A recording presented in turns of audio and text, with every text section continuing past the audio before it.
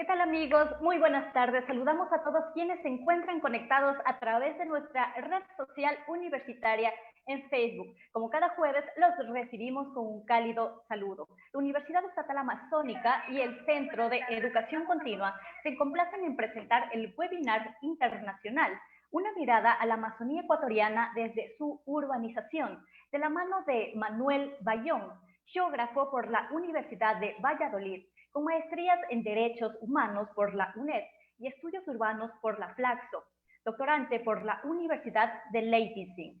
Iniciamos este webinar, para lo cual invito al máster Juan Carlos Moyano, director del Centro de Educación Continua de la Universidad Estatal Amazónica, quien actuará en calidad de moderador. Juan Carlos, te recibimos nuevamente. Bienvenido.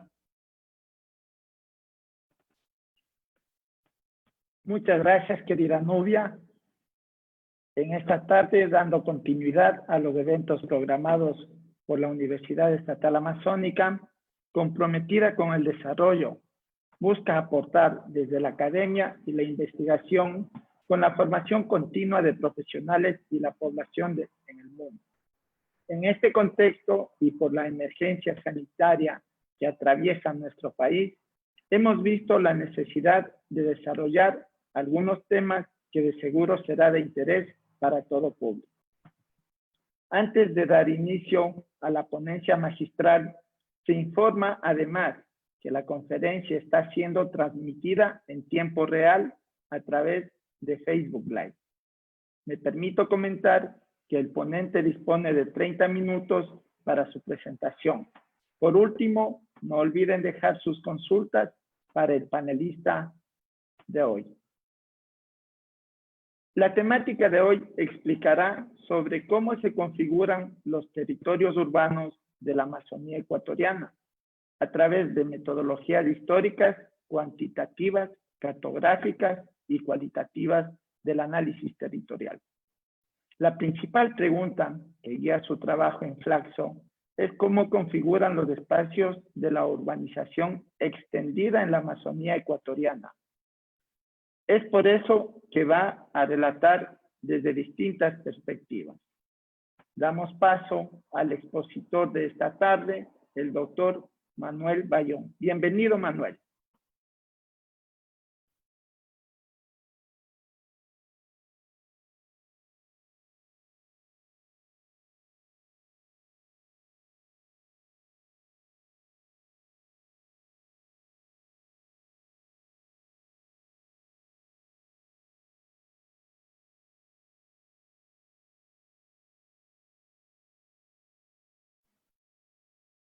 Manuel está desde España, de pronto tuvo alguna, bueno, está con nosotros, me parece ahora.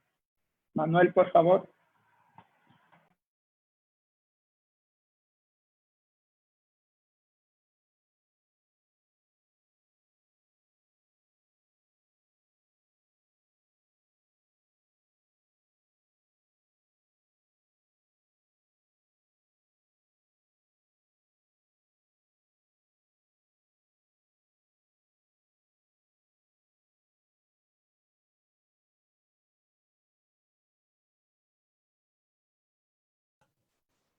Buenas, ¿cómo están? Buenas noches ya en España, buenas tardes en Ecuador. Disculpen que se me cayó un segundito la conexión, pero no sé si ya me escuchan, Juan Carlos. Sí, ahora escuchamos, sí, es el problema de la conectividad, pero estamos de este momento ya con la conectividad bien. Por favor, adelante, Manuel.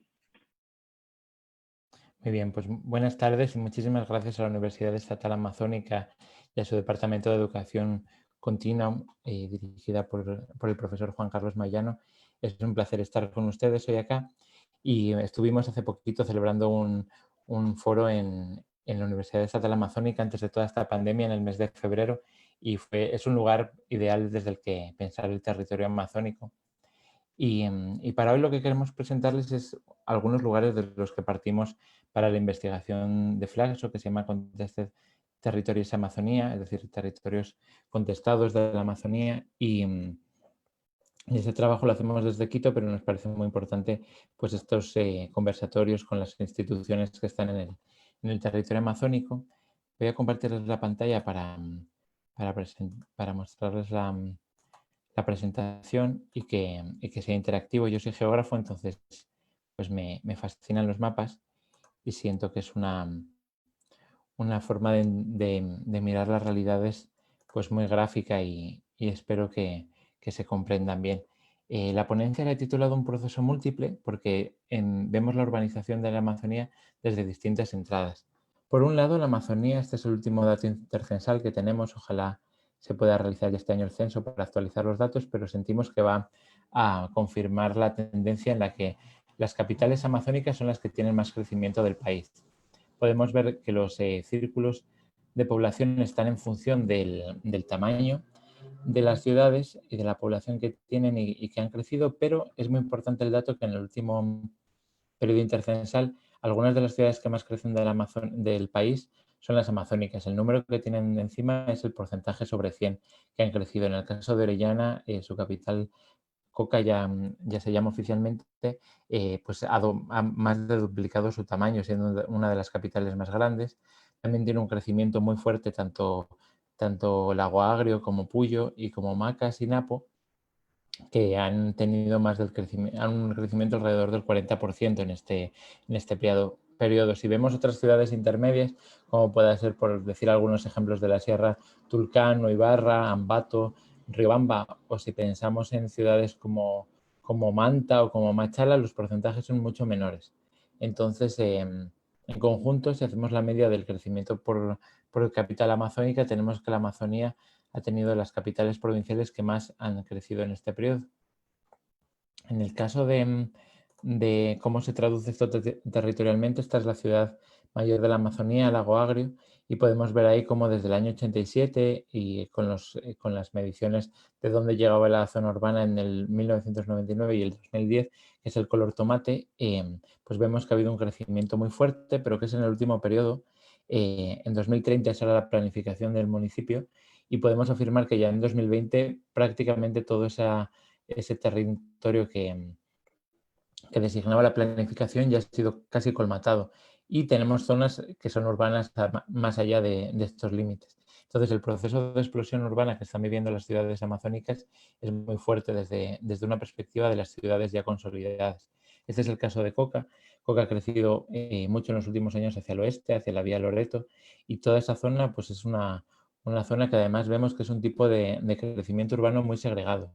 Podemos ver que la cobertura de servicios básicos está más consolidada en la parte centro de Coca, pero allá donde más está creciendo, al sur, al oeste y al norte de la ciudad, pues es un tipo de crecimiento que se da no solamente en términos cuantitativos muy grandes, sino también en términos cualitativos, con una exclusión muy fuerte dentro de las ciudades.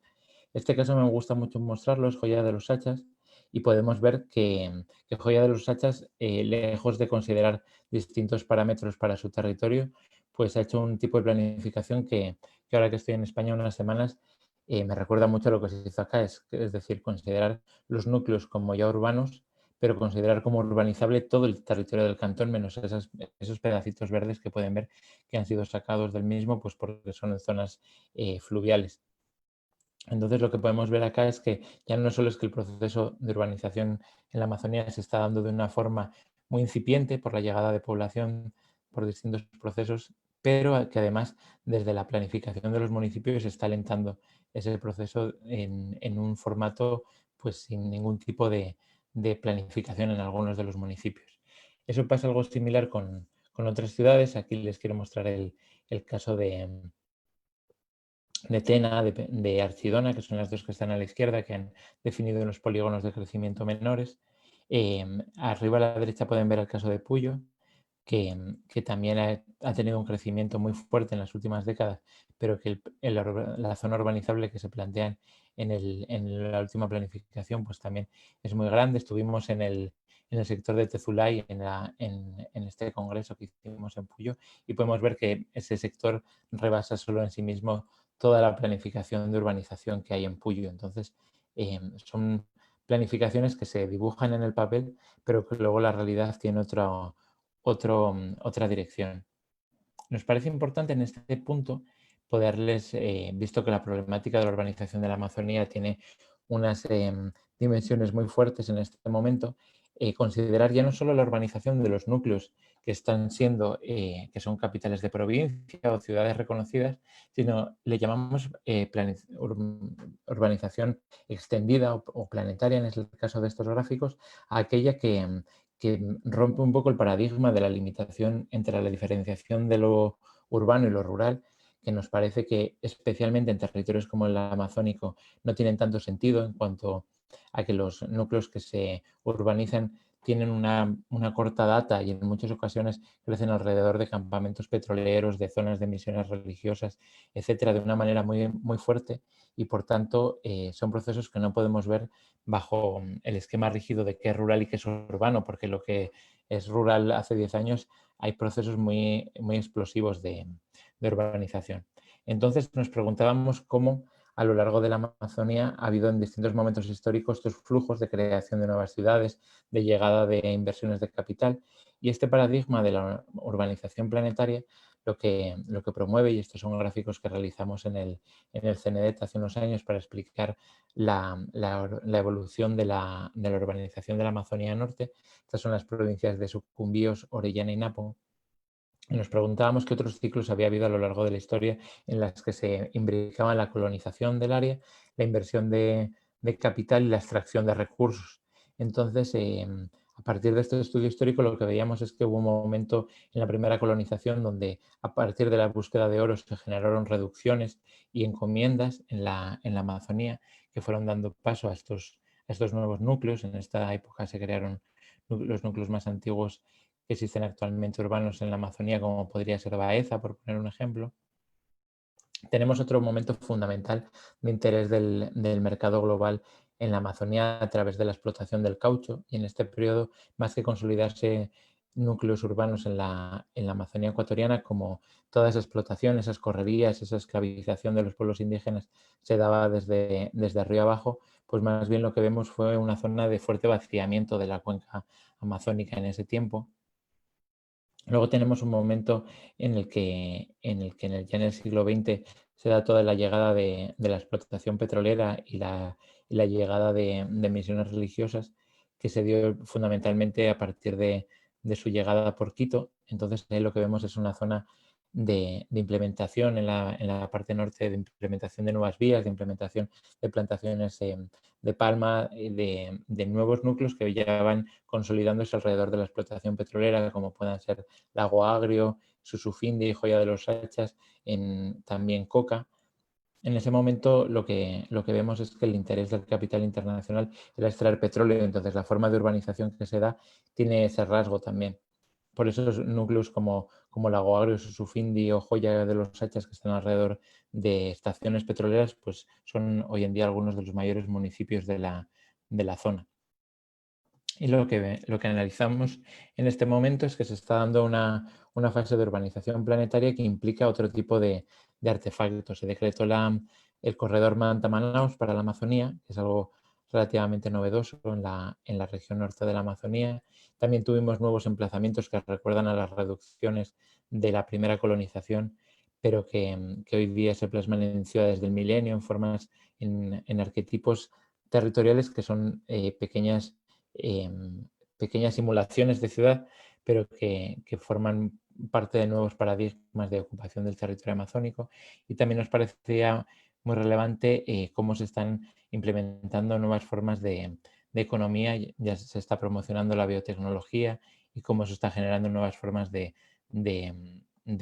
extracción de capital por parte del mercado internacional. Ahora entraré en detalle en estas cuestiones, ¿no? Entonces, algunos de estos megaproyectos que en la última década han pasado por la Amazonía y que relato en La selva de los elefantes blancos, un libro que está editado por Abya Yala, es como este tipo de artefactos que llegan a la Amazonía, ya sea en forma de puertos o de hidrovías, en el caso de la Manta Manaos, que llegan también a través de estas ciudades del milenio construidas a cambio de permitir la explotación petrolera, o nuevas universidades, como es el caso de IKEM en su concepción. Creo que afortunadamente ahora mismo no está en el mismo paradigma de exportación de biotecnología, pero tal y como se planteó, pues también son megaproyectos que inciden en estas formas de urbanización y que no tiene que ver tanto con expandir las ciudades ya consolidadas, sino con generar nuevos núcleos de implementación de capital, de infraestructuras que van reconfigurando el territorio amazónico. Entonces, a partir de esta conceptualización de la urbanización amazónica a través de la urbanización planetaria y extendida que se ha dado en la última fase, pero que tiene una larga data, es que nos fijamos en cuáles son los principales ejes de acumulación. Aquí lo que hacemos es traspolar si lo que determina una nueva mirada de la Amazonía no son los núcleos urbanos, sino las principales tendencias del capital que acaban configurando ejes urbanos, pues tenemos que fijarnos en cuál es la estructura económica del territorio amazónico y cuáles son los ejes emergentes de la economía en la Amazonía. Y por tanto vamos a fijarnos en ambos de ellos. En el caso de los ejes clásicos tenemos como fundamentales pues, la explotación de petróleo, la palma africana, la explotación maderera, la minería, que hasta ahora había sido a pequeña escala, y el turismo como ejes fundamentales de conexión de la Amazonía con los mercados globales. Entonces, en el caso del petróleo, pues seguramente la audiencia conoce de manera sobrada qué ha implicado en la Amazonía. Tenemos el caso de Texaco como paradigma de destrucción ambiental y de generación de infraestructuras y ciudades casi desde cero en la Amazonía. Este ha sido un proceso histórico que ha ido abarcando cada vez más territorio. La explotación empezó en los años 60 en la parte norte, pero podemos ver cómo a lo largo de las décadas se fue ampliando de una manera muy fuerte los territorios afectados por la explotación petrolera. Entonces, no solamente es algo que se da en una zona de la Amazonía, sino como ven, todos estos bloques que están en la parte sur ya forman parte de la 11ª ronda petrolera. Entonces, es una cuestión que empezó siendo relativamente residual en el norte de la Amazonía, pero que cada vez implica más territorios. En el caso de Puyo, donde se encuentra la Universidad Estatal Amazónica, tenemos un recientemente otorgado bloque 28, pues, que tendría un impacto muy fuerte en las cabeceras de agua, en la forma en la que Puyo se desarrolla. Será, pues dentro de 50 años va a ser muy distinto Puyo si es que se desarrolla la actividad petrolera en estos bloques de la provincia de Pastaza que si no lo hace, ¿no? Como es muy distinto el Lago Agrio hoy o lo que era esa región antes de que se pusiese en marcha la explotación petrolera.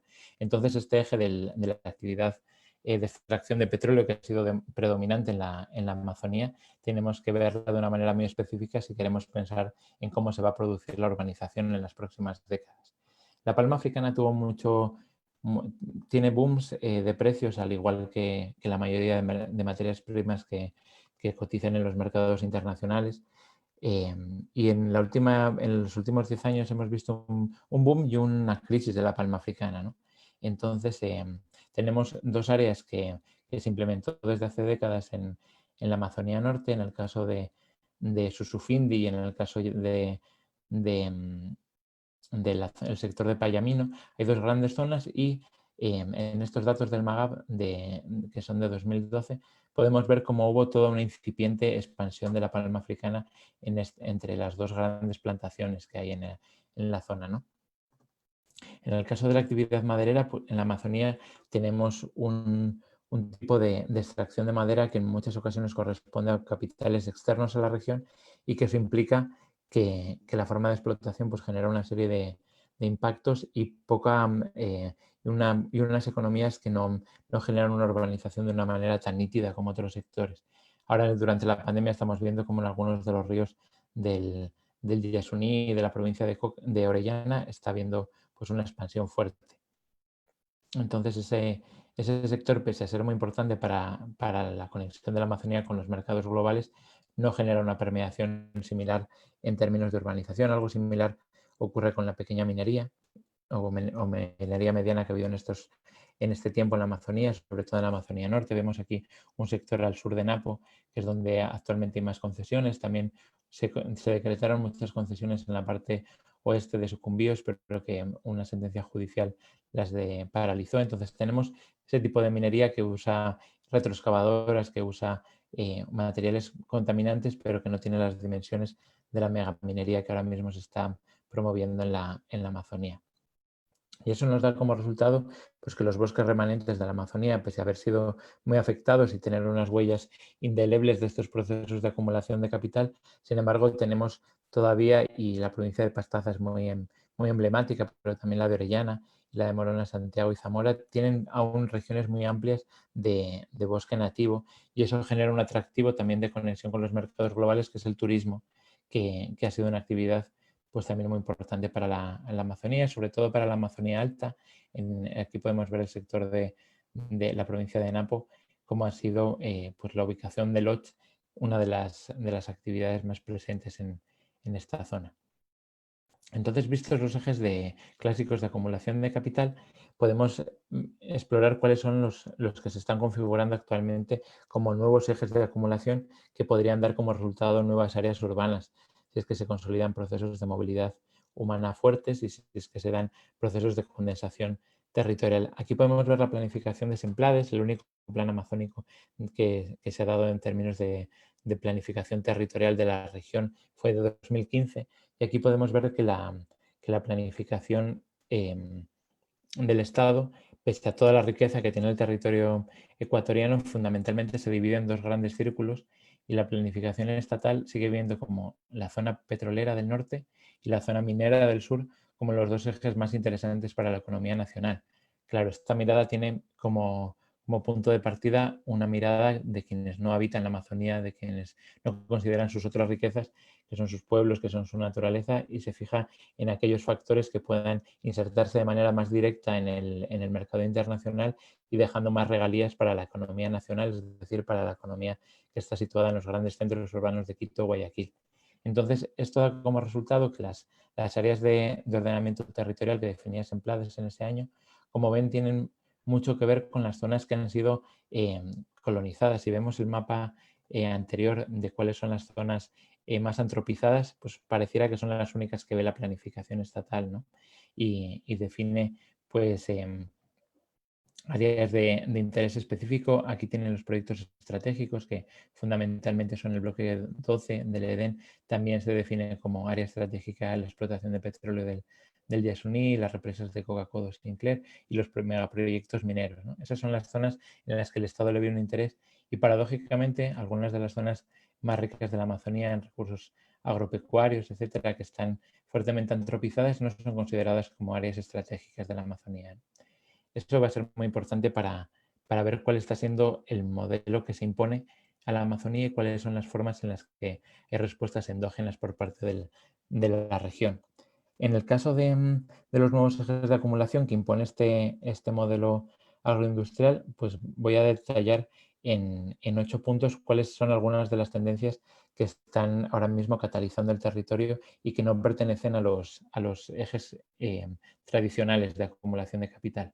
En el caso de la agroindustria, pues tenemos algunas nuevas tendencias interesantes, como es la valorización a nivel internacional del cacao fino de aroma, que se da en la Amazonía y que ha encontrado mercados distintos, y que también ha promovido procesos en los que los campesinos y campesinas de la región tienen una capacidad de interlocutar con los mercados internacionales mayor. Algo similar ocurre con el café, que en muchas regiones de la Amazonía se está logrando dar con una calidad relativamente buena. Entonces, estos son nuevos ejes que se están dando. También el maíz duro tuvo una implementación hace unos años bastante fuerte, pese a que se dio sobre todo en la costa. Podemos ver su analogía en la Amazonía. Y una de las actividades agropecuarias que tiene más implementación, y sobre todo en este eje entre Morona, Santiago y Pastaza y Napo, que veíamos que era de las zonas que el Estado no está considerando como estratégicas o prioritarias, pues son unas zonas que están desarrollando una actividad fuerte de nuevos pastizales. Entonces, si vemos el mosaico agropecuario que genera esta combinación de actividades agropecuarias, pues podemos ver una parte norte un poquito más diversificada, aunque con monocultivos también de palma africana tradicionales y nuevos, que habría que testear ahora después de la crisis de la palma, probablemente se ha visto reducido, pero tampoco en una proporción tan fuerte. Vemos como nuevos cultivos que están prosperando en la Amazonía, y vemos esas zonas de pastizal tan fuertes.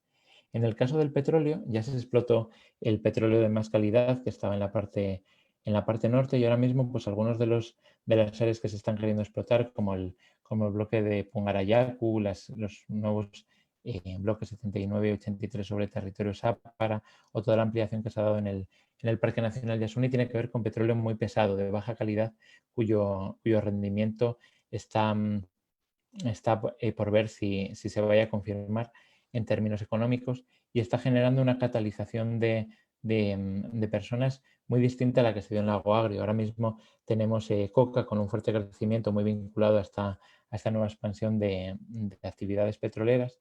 Sobre todo en el Yasuni tenemos la localidad de Tiputini, que ha crecido de una manera muy rápida también en el mismo bloque 43, pero está por ver si estos nuevos bloques se llegan a desarrollar o no, porque tienen fuerte oposición social, y además tenemos como factor que ya la forma de economía que puedan desarrollar en la Amazonía y la condensación de población pues ya va a ser más limitada, en cuanto a que ya el área norte ha absorbido buena parte de esa urbanización alrededor del petróleo. Además son bloques que se dan sobre territorios indígenas de una manera muy total, en el caso de los bloques que están situados en la región, y eso pues implica también unos riesgos muy fuertes de afectar a derechos colectivos de manera muy intensa. Entonces, desde mi visión, la posibilidad que tiene la actividad petrolera de catalizar nuevos núcleos urbanos se limita fundamentalmente a las nuevas áreas alrededor del Yasuni, pero con una capacidad probablemente baja en el resto de la Amazonía, en la medida en la que no se desarrollen actividades petroleras nuevas. La minería a gran escala, este es el primer megaproyecto que ya está en operación, se terminó de construir el año pasado y entró en explotación, que se ha dado en Mirador.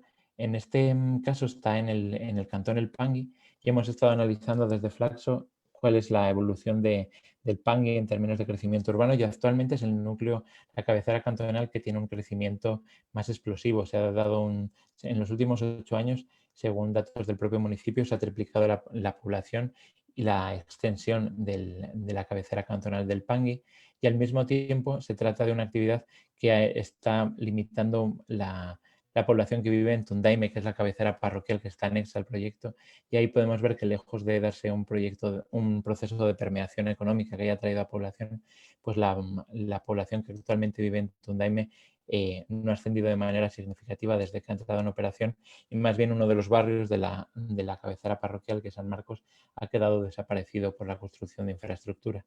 Entonces, aquí lo que podemos ver es que la minería, que sobre todo se está desarrollando en el sur de la Amazonía, pues está generando una permeación económica no tanto como hacía el petróleo, justo donde se instalaba el enclave extractivo. En el caso del Lago Agrio es un caso muy emblemático. En el caso de Tundaime tenemos una traslación hacia la cabecera cantonal, que es donde están llegando las regalías, donde están llegando pues infraestructuras como la Universidad Estatal tiene una de las sedes en el PAN, y es decir, ese tipo de servicios son los que está atrayendo a más población, mucho más que la propia actividad minera como tal. Además, en el caso del primer megaproyecto del Mirador, se da la particularidad de que es una empresa transnacional china, que muchos de los trabajadores empleados son importados desde China. Entonces eso genera procesos de permeación económica muy distintos a los que se ven en el norte amazónico.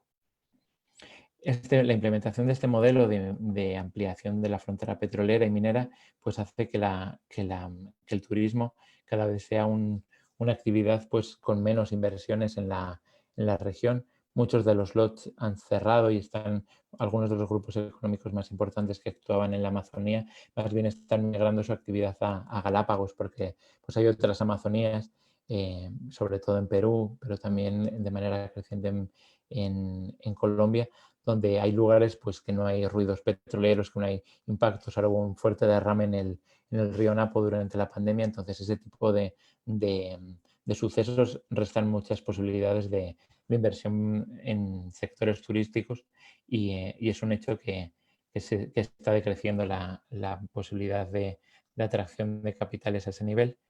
Otro de los sectores que está creciendo en la Amazonía es el hidroeléctrico, pese a todos los problemas que tiene la central Coca-Cola Sinclair, pues es uno de los núcleos de generación de economía más fuertes en el país. Sin embargo, si uno ve la zona alrededor de la cuenca Codo-Sinclair, tuvo una migración relativamente alta en el momento de construcción de la hidroeléctrica, pero en el momento actual no hay unos procesos de poblamiento fuertes en el área.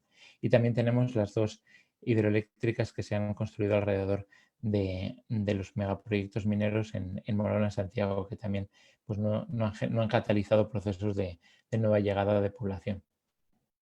En el caso del eje Manta-Manaos, en una investigación bastante profunda que pudimos hacer en el CNED, lo que pudimos ver es que las infraestructuras como tal no estaban funcionando porque el capital que se esperaba que invirtiera en conectar China con Brasil a través de Ecuador no terminaron de llegar, las dificultades del propio terreno, la imposibilidad de hacer algunos de los tramos de vía previstas o que el río Napo sea poco navegable, pues hizo que es una infraestructura que costó más de 1.000 millones de dólares solo en vías y que tenemos alrededor de eso pues el extinto aeropuerto del Tena y los no construidos aeropuertos bueno, se hizo la ampliación de Orellana, pero no se llegó nunca a hacer la vía entre la Sierra y Coca de manera directa por el Tena. Entonces, la imposibilidad de realizar esas vías por su complejidad geológica ha hecho que las inversiones que se hicieron para la construcción de Manta-Manaos han sido refuncionalizadas por las empresas petroleras, pero no hay ningún sector de exportación significativo que las utilice.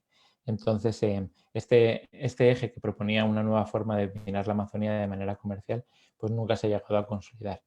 Y en el caso de la biotecnología, quizás el caso más emblemático fue IKEAM como universidad que sirviera a Yachay dentro de la estrategia del gobierno anterior, pero la imposibilidad de desarrollar de manera profunda un marco normativo y un marco de inversiones para la universidad que hiciera que fuese realidad la captación de biotecnología, pues hizo que esa perspectiva dentro de IKEAM sucumbiera y afortunadamente ahora está más vinculada al territorio amazónico y a generar formación sobre la Amazonía y para la Amazonía.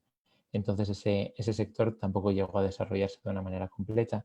Y lo que vemos como realidad de la urbanización ahora mismo en la Amazonía es que además de estos ejes tradicionales o nuevos que generan algún tipo de urbanizaciones, que la actividad comercial y la llegada de población está como uno de los factores explicativos principales de la llegada de población a la Amazonía. A este nivel, los datos lo que nos dicen es que la migración exógena, que en algunos momentos fue muy fuerte en la Amazonía, sobre todo en las provincias de Sucumbíos u Orellana, a través de reformas agrarias y otros procesos, actualmente se está dando también una migración muy fuerte interaprovincial, es decir, que los núcleos de capitales de provincia están recogiendo mucha población que va a las ciudades buscando servicios de educación superior, de salud, y eso está también catalizando un proceso que sentimos que no está muy observado, que son la formación de pequeños núcleos a lo largo de los ejes de urbanización extendida, fundamentalmente de las vías. Entonces tenemos en términos regionales una parte norte que ha vivido el auge del boom petrolero y que actualmente pues la crisis relativa que vive el sector petrolero frena las tendencias más rápidas, y un sur en el que el auge minero no se está terminando de dar, sino de manera limitada, y es más bien la ganadería y los pastizales los que están dinamizando en términos económicos estas áreas, ¿no? Entonces, a partir de esta perspectiva de la Amazonía, lo que nos estamos preguntando actualmente en Flaxo, y esto es en lo que estamos trabajando en la actualidad, más en estos momentos de pandemia en los que no podemos hacer mucho trabajo de campo, estamos haciendo a través de tecnologías cuantitativas del territorio, haciendo criterios multivariables que nos permitan observar cuáles son las zonas de urbanización en la actualidad. Lo que estamos viendo es a través de la luminosidad de las distintas zonas de la Amazonía, de las deforestaciones más recientes y de dónde se sienta la población y hay actividades económicas más fuertes, cómo podríamos definir hoy en día este proceso de urbanización extendida en la Amazonía. Y a través de un algoritmo denominado CAMMINS hemos visto a lo largo de toda la Amazonía cómo podría darse una regionalización que no corresponda al esquema de Semplades de priorización económica, sino que observe la territorialización de los espacios urbanos amazónicos a través de sus topologías. Entonces, en este caso, el algoritmo, en un artículo que hemos publicado recientemente, lo que mostramos es que la Amazonía tiene distintos ritmos de crecimiento en las distintas regiones y que además el algoritmo nos muestra cómo hay distinciones en términos topológicos de cómo se está dando este proceso. Este algoritmo muestra 6 zonas urbanas en la Amazonía y nos diferencia, no sé si se ve bien en el mapa, podemos ampliarlo después, pero nos muestra cómo hay pues, la región más urbana y consolidada, que es la ciudad de Lago Agrio, nos da un segundo nivel de las 3 ciudades que forman parte de esta región norte más consolidadas, de Coca, Joya de los Hachas y Susufindi, y nos da 3 áreas que son muy interesantes porque aparecen superpuestas. Un área de consolidación, que sería el área azul en la que tenemos, el área amarilla en la que tenemos una serie de conjuntos urbanos alrededor de las principales vías. Pueden ver acá la vía de Baeza a Lago Agrio, la vía Colombia, la vía que conecta con Coca y que vuelve hasta la Y y sigue por la troncal amazónica. Eso lo detecta el algoritmo como zonas de urbanización relativamente consolidadas, donde hay una deforestación ya consolidada en el tiempo, donde hay una serie de núcleos que aparecen de manera periódica a lo largo de estas vías. También muestra una zona azul, que es la región que es más incipiente, que podríamos ver como que está desarrollando de manera muy reciente asentamientos de nuevos núcleos. Nos detecta, por ejemplo, muchos núcleos en la zona de la vía Auca, que es esta vía que atraviesa hacia el sur la provincia de Orellana, donde hay emergencia donde había antes una casa de una finca campesina, ahora mismo se están juntando 4 o 5 casas que ya van configurando su tiendita y que va transformando poco a poco la dinámica de manera más netamente rural que se daba antes. La zona morada, violeta, son los nuevos arcos de deforestación que se están dando en la provincia de Orellana, pero también de Pastaza. Y tendríamos una última región, la sexta, que es esta que está en verde, que el algoritmo lo categoriza como zonas que están en urbanización actualmente de manera, no con procesos tan explosivos, pero sí de manera más continuada. Para hacer un zoom de cómo se desarrollan estas áreas de urbanización, aquí podemos ver en la Amazonía Norte cómo entre la ciudad de Lago Agrio, de Susufindi, de Joya de los Hachas y de Coca, pues se van configurando estos intersticios. Y es aquí donde nos parece más interesante el análisis histórico de cómo se van configurando estos pequeños núcleos. Aquí podemos ver la cabecera parroquial de Leno como uno de los lugares. También por ejemplo, es un lugar que se llama El Proyecto, que es la intersección de vías entre Susufindi, Coca y Lago Agrio. Y aquí, pese a no ser ninguna cabecera parroquial ni ningún lugar, pues tiene y no ser un área que consideraría como urbana ningún actor social, pero sin embargo en ese cruce de vías se está configurando de manera incipiente un verdadero espacio urbano. Ese tipo de espacios son los que estamos poniendo mucha atención desde el proyecto respecto a cómo podemos generar perspectiva de áreas que se podrían asemejar mucho a cómo eran Joya de los Hachas o Susufindi hace 30 años o 40 años y cómo en la actualidad se están dando procesos emergentes de urbanización que en pocas décadas podemos considerar que van a ser áreas que no sean que no se puedan considerar como rurales. En la Amazonía tenemos muchos de estos lugares, es decir, lugares que una clasificación rígida entre lo urbano y lo rural no nos muestra la riqueza del proceso y por eso estamos generando este tipo de mediciones. Para terminar el zoom pueden ver acá la ciudad de Lago Agrio, que es donde pudimos hacer un poquito de trabajo de campo antes de la pandemia. Queríamos durante este año recorrer la Amazonía para ir haciendo cataciones en terreno de cómo se está dando el proceso, pero fue muy interesante porque en la ciudad de Lago Agrio nos da 3 regiones, ¿no? El área consolidada, núcleos que históricamente se han configurado en amarillo, que podemos ver en la parte sur de la ciudad, que nunca estuvo conexa, pero que lleva muchos años siendo un barrio. En las zonas de los pozos petroleros también hay una serie de barrios, pero donde donde el proceso de urbanización es más dinámico es en la parte norte y oeste de la ciudad, en la vía Quito. Aquí están pues, creándose nuevas urbanizaciones y fuimos a ver cómo estaba el proceso, ¿no? Entonces, aquí lo que podemos ver de una manera muy nítida es cómo las áreas detectadas por el algoritmo de manera automática mediante este trabajo cartográfico tienen una correspondencia luego muy fuerte en el terreno, ¿no? En el caso, lo que les digo, del barrio al otro lado de la vía, pues del río Aguarico, pues tenemos un área relativamente consolidada desde hace larga data. También tenemos viviendas alrededor de las plataformas petroleras. Pero lo más interesante del proceso es que se están dando áreas de lotizaciones ya también muy amplias y por eso el algoritmo la sitúa en amarillo, pero tenemos toda una serie de nuevas urbanizaciones en esta parte oeste que sitúa en azul el algoritmo porque son muy recientes. En el caso de, aquí por ejemplo, nos llamó mucho la atención que el único punto azul que nos pone es precisamente porque ha habido un proyecto de Casa para Todos que se ha ubicado fuera de la ciudad. Entonces, como este tipo de proyectos, hay una serie de urbanizaciones en Lago Agrio que nos muestran que el proceso de urbanización extendida no podemos entender solo Lago Agrio como el área en rojo. Tenemos que mirar Lago Agrio y su proceso de urbanización como todo este eje que se va desarrollando de crecimiento urbano, que ahora mismo son áreas que ni siquiera esa planificación urbana tan optimista que veíamos del Lago Agrio las decretaba como urbanizables para el año 2030, pero que en 2020 está más allá de ese perímetro el área que se ha urbanizado, ¿no? Entonces, esto es lo que estamos ahora mismo de manera muy incipiente trabajando en Flaxo, pero que nos parece que cambia mucho la visión de cómo se mira la urbanización, y lo que nos parece más importante es que esta forma de ver la urbanización en la Amazonía pueda llevar a cambios en los instrumentos de planificación que se utilizan. La división entre rural y urbano, lo que nos acaba generando en la Amazonía es que vamos reconociendo lo urbano después de que se ha producido sin ninguna capacidad de anticipación sobre el proceso real que ocurre en el territorio. Entonces, si vemos la historia y la forma topológica concreta en la que se desarrolla este proceso, vamos a tener una mejor perspectiva para poder actuar sobre el mismo y de forma democrática poder ir decidiendo de manera anticipada qué tipo de espacios urbanos y qué tipo de desarrollo territorial se busca para la Amazonía. Ahí lo dejaría para que haya espacio para las preguntas.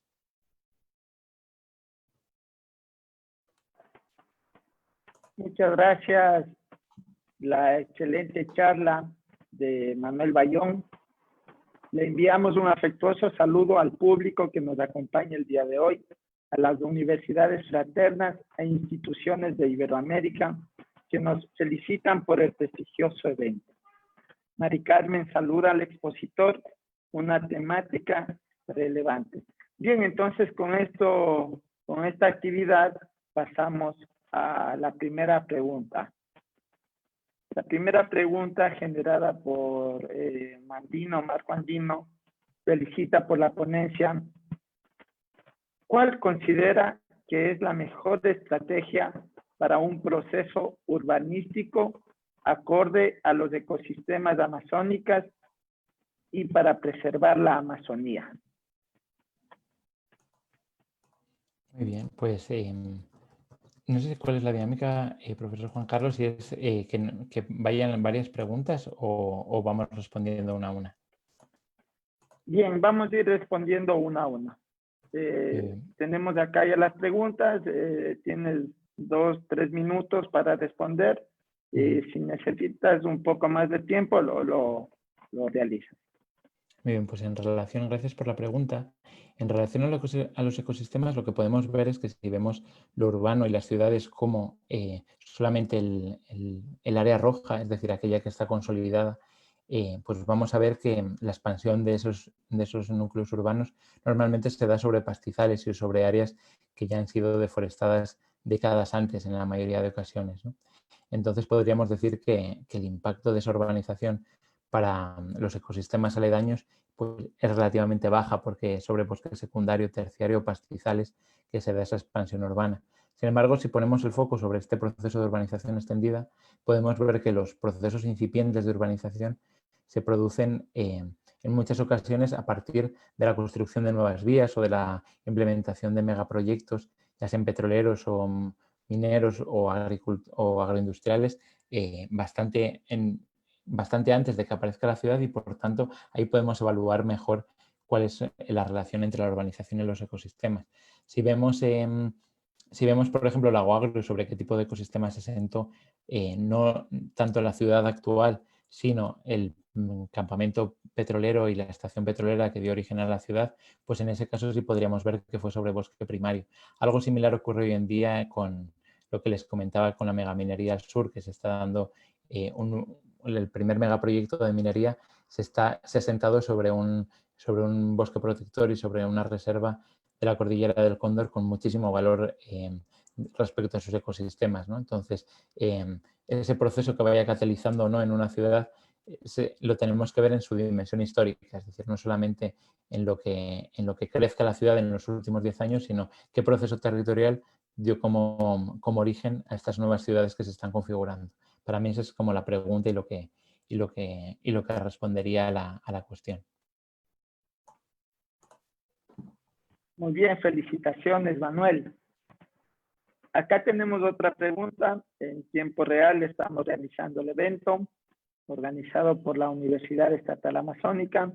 Andrés Pazmiño agradece a la Universidad Estatal Amazónica por promover este tipo de ponencias, al igual al doctor Manuel Bayón. La pregunta es la siguiente: ¿cuáles son los encargados para un adecuado diseño y planificación para el crecimiento de las urbanizaciones y su trazado para promover una actividad turística? Pues en este caso, los encargados para una adecuada urbanización son fundamentalmente los GADES municipales. Claro, ¿qué ocurre con los GADES municipales amazónicos? Y es una problemática que se da en muchas otras áreas donde la urbanización es más emergente. Lo que podemos ver es que este proceso es muy complejo y tiene una explosividad muy fuerte, mayor que en otras regiones. Entonces, los GADES municipales se ven en la mayor parte de ocasiones superados por la complejidad del proceso que vive el municipio. Imaginemos eso, un municipio como el Pangui, que tiene una cabecera cantonal de 7.000 habitantes que se triplica en 8 años. Entonces, ese proceso no hay ningún municipio pequeño, en el caso del Pangui y su cabecera cantonal, que tenga capacidades técnicas para afrontarlo de manera solitaria. No es el Departamento de Planificación de Quito con las capacidades que pueda tener.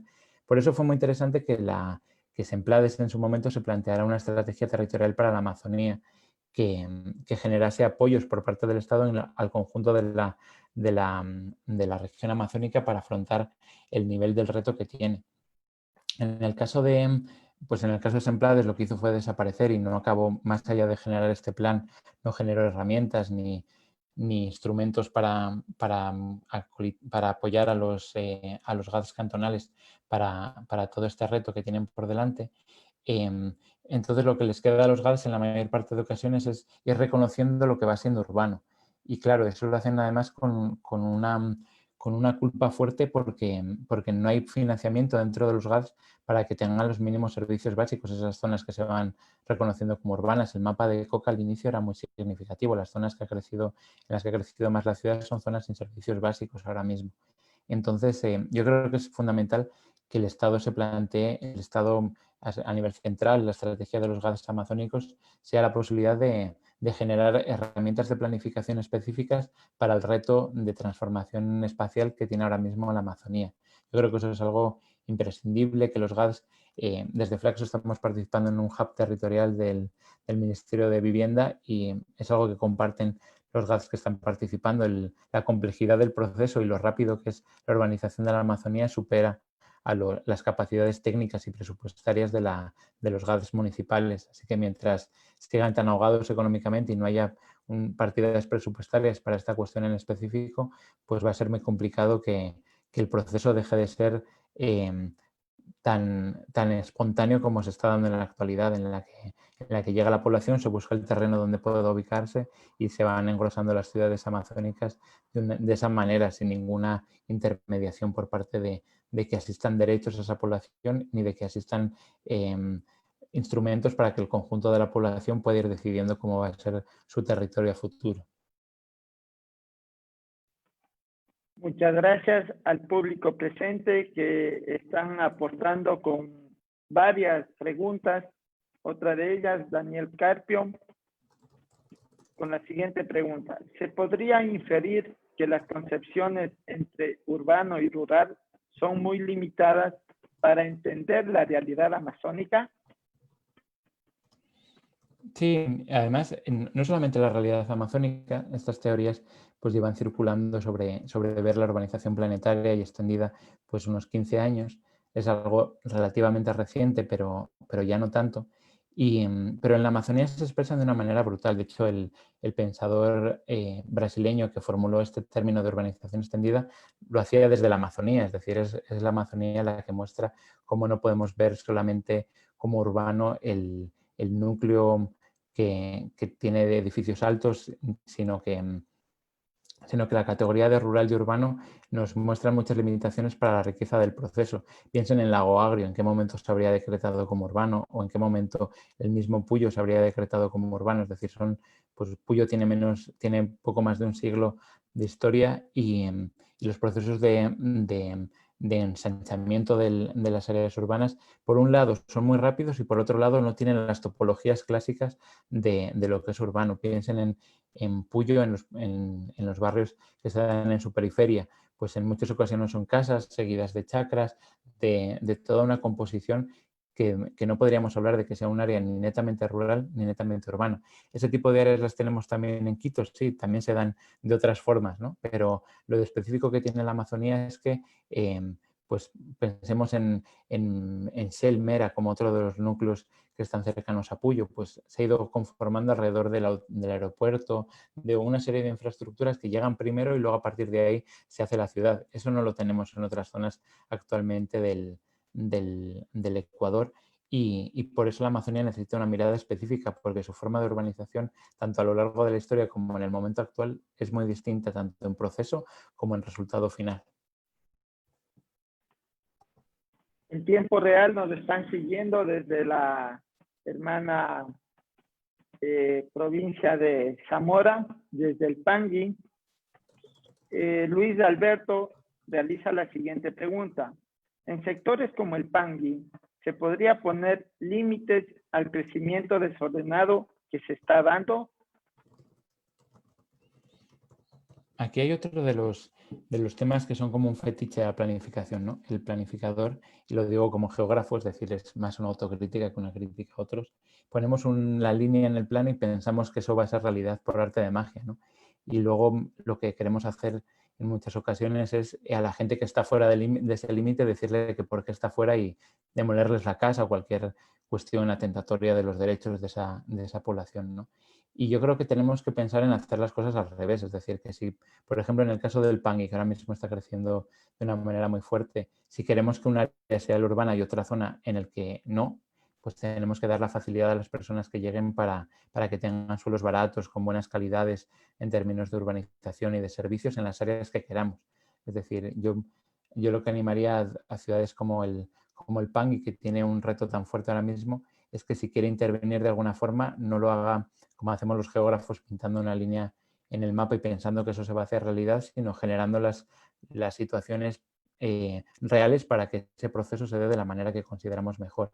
En el caso del Pangui, pues habría que hacer un estudio de cuál es la tipología de personas que están llegando, por qué llegan al Pangui, por qué se quieren instalar donde se quieren instalar y ahora mismo está en muy buen momento el Pangui para decidir cómo quiere que sea su desarrollo urbano a futuro, que estamos relativamente al inicio del proceso y ha habido obras que yo creo que han sido muy, muy prospectivas y muy interesantes, como pensar en antes tener agua potable de calidad y alcantarillado que parques, por ejemplo, que aunque dan menos votos, pues generan otro tipo de calidades a futuro de la vida de la gente que vive en la ciudad. Yo creo que ese es el tipo de cuestiones que sería muy interesante que núcleos como el Pangui, que están creciendo de manera tan explosiva, no se piense solo la ciudad a 3 años, sino que se la piense a 20 años y que se trabaje sobre la realidad de lo que ocurre en el territorio amazónico y no lo que dicen los manuales de planificación que muchas veces están elaboradas muy lejos de la Amazonía. Muchas gracias, Manuel. En función del tiempo, van a quedar varias preguntas sin contestar en tiempo real, pero lo vamos a hacer por interno. Bien, la última pregunta, por el tiempo que estamos también desde el Ecuador, a diferencia de España. Entonces, Elizabeth Huatatoca, felicidades a la ponencia y a Manuel. La pregunta es la siguiente, y creo que como sugerencia más. Ante esto, ¿cuál sería la recomendación para las autoridades cantonales y provinciales para encaminar un desarrollo urbanístico ordenado? Bueno, yo ahí me preguntaría primero qué consideramos ordenado, es decir, Creo que uno de los retos que tenemos, y es la respuesta es lo más difícil, no tengo la receta mágica, pero creo que una de las cuestiones imprescindibles para que la forma de ciudades y de espacios urbanos que haya en la Amazonía sean resultado de los derechos y no de los despojos es primero considerar pues, qué es orden para la Amazonía, qué es desarrollo y qué es urbano para la Amazonía. Es decir, creo que nos tenemos que preguntar de qué manera queremos no solamente aplicar modelos que vengan de la sierra o que vengan de otros países y preguntarnos como sociedades amazónicas qué es el tipo de ciudades que queremos, para qué las queremos vivir en ellas, queremos tener acceso a las mismas. La mayor parte de población que está migrando es, como les decía, de la propia Amazonía en este momento y esto implica que las ciudades ofrecen servicios que no están en otros lugares. Eso es fruto de inequidades históricas, pero también es a la vez, se están reconfigurando las ciudades con mucha de la población que llega de sus mismos territorios. Entonces, yo creo que ahí está en disputa qué tipo de espacios urbanos queremos construir. En el caso de la Amazonía, además, tenemos una cuestión que territorialmente es muy relevante y es que tenemos uno de los principios consagrados en la Constitución, que es la plurinacionalidad, se expresa en pluriterritorialidad también. Entonces, ¿cómo vamos a construir los espacios también que sean indígenas dentro de las ciudades? Es decir, en la Amazonía tenemos una serie de preguntas que no se haría en la ciudad en la que estoy ahora de visita por el verano en España, ¿no? Es decir, tenemos que pensar los paradigmas urbanísticos desde la realidad de la región amazónica y no desde lo que se supone que son las ciudades en otros espacios. Yo creo que es ahí a lo que tenemos que apuntar. No van a hallarse soluciones fáciles y a corto plazo, pero creo que tenemos muchos modelos en la Amazonía, también en la Amazonía brasileña. Pensemos en una ciudad como Manaus, y lo que implica esa forma de urbanismo para la Amazonía, qué elementos pues la población amazónica quiere que tengan sus ciudades, pero cuáles también no quiere que del urbanismo más hegemónico se den, ¿no? Y que las ciudades tengan un orden pulcro y absoluto, pues hay que ver cómo lo queremos generar en la Amazonía, qué tipo de accesos a los espacios centrales, a la educación, a los servicios básicos, a los médicos, que todo eso es fundamental de cómo queremos construir la Amazonía y yo creo que tenemos que salir de los arquetipos de ciudad que nos imponen y que además en muchas ocasiones, por lo que les decía de las limitaciones presupuestarias y de complejidad del proceso, tenemos que mirar desde otros ángulos para que sea más efectivo. Así que con más preguntas que con respuestas concluyo. Muchas gracias, estimado Manuel. Desde la Universidad Estatal Amazónica te enviamos un fuerte abrazo, una excelente conferencia. Y bueno, en esta tarde damos paso a la compañera Nubia Fernández también, que siempre nos está acompañando en esta actividad. Muchísimas gracias, Juan Carlos.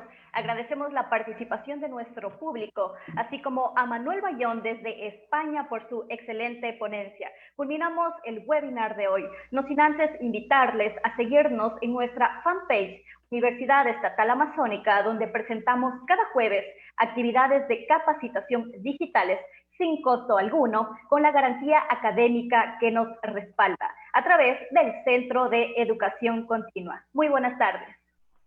Buenas tardes. Gracias, Manuel. Hasta luego. Gracias, Nubia. Chao.